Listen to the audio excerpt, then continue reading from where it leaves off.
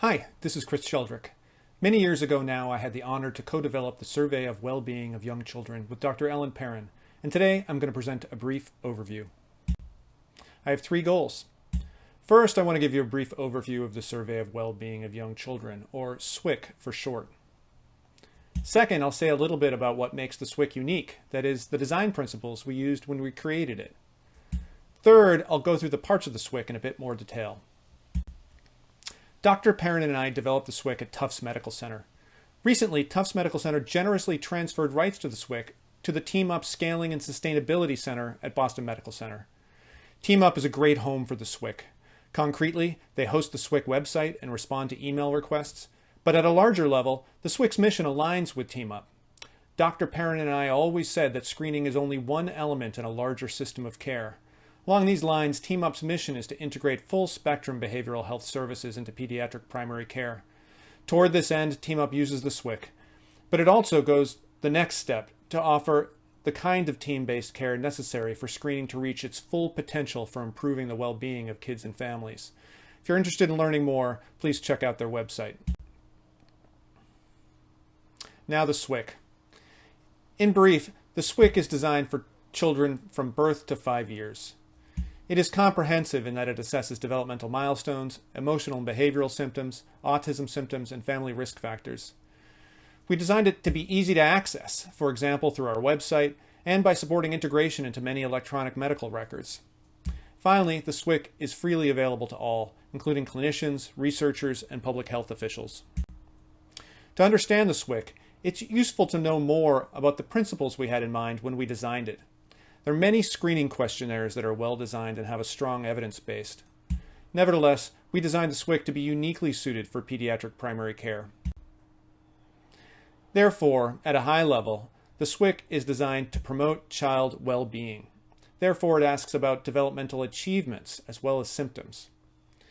It's designed to be comprehensive. Therefore, it assesses children's development, social-emotional functioning, and family context at all ages from birth to 5. Finally, it's feasible. Therefore, it was designed to be brief and to be easy to use. By design, the SWYC is therefore brief, typically requiring less than 10 minutes to complete. It's reliant on parent report, and thus is easily completed at home or in busy waiting rooms. It's freely available, thus saving resources for other areas of care. It's amenable to different formats, including paper and pencil, telephone, or electronic forms. And it's longitudinal. That is, forms coincide with standard pediatric visits, allowing well-being to be monitored over time. In addition, the SWYC prioritizes sensitivity, thereby bringing as many problems as possible to the attention of the providers. For this reason, instead of using the term positive screens, we, with the SWYC, prefer the term requires attention. The SWYC also has a strong evidence base. Beyond its original studies, ongoing research suggests that the SWYC has good reliability and validity, and that its accuracy is comparable to other prominent screening instruments. I'll say more about these principles as I discuss the research in a later talk. Let's get down to specifics. As I said, the SWYC is designed for children birth through 5 years of age. It includes several elements. The first is the developmental screening part of the SWYC. This includes the SWYC milestones, which is designed to detect developmental delays and is administered at all ages. The SWYC also includes the Parents' Observations of Social Interactions, or POSI for short, which is designed to screen for autism and is administered from 16 to 30 months. The second part of the SWYC is designed to screen for emotional and behavioral problems. For younger children, below the age of 18 months, parents complete the Baby Pediatric Symptom Checklist, or BPSC. Older children, 18 months and above, complete the Preschool Pediatric Symptom Checklist, or PPSC. Finally, there's a section of questions about family risk, including parent depression, use of drugs and alcohol, family discord, and parent concerns.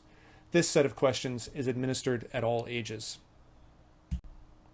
Together, these elements comprise the SWYC.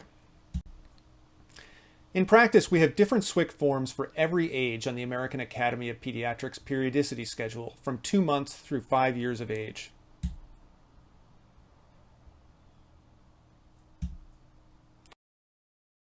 As an example, I'll offer an overview of the 18-month form.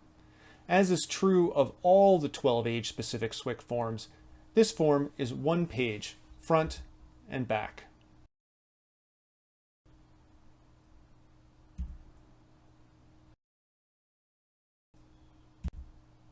The first part of every SWYC form is the SWYC milestones. Note that the milestones section always starts with relatively easy questions and ends with hard ones. Thus, providers should not expect children to complete all milestones at any given age. The scoring algorithms adjust for this. The second section of every form screens for emotional and behavioral problems. Because this is the 18-month form, the child receives the PPSC, which includes questions about anxiety, attention, and disruptive behaviors. For children between 16 and 30 months of age, the next section is the POSI, which includes 7 questions about autism risk. Next, there are 2 questions about parents' concerns that are recommended by the American Academy of Pediatrics. Finally, there are 9 questions about family risk. This includes questions about tobacco use, drug and alcohol use, food insecurity, and hunger. The PHQ-2, which is a well-validated screener for parent depression, and the WAST, which screens for family discord and is sensitive to family violence. Note that the SWYC is designed to be modular. While we recommend using all parts of the SWYC at all ages, you can choose which parts best meet the needs of your particular pediatric practice. Also note that while I'm presenting an example of an English language form, we're fortunate that many of our colleagues have translated the SWYC into a number of other languages as well. I hope that this has been helpful. If you have more questions, check out our website, which includes a range of information, including a technical manual, scoring instructions, and translations. And check back for updates because we hope to add new information in the future. Thank you for listening.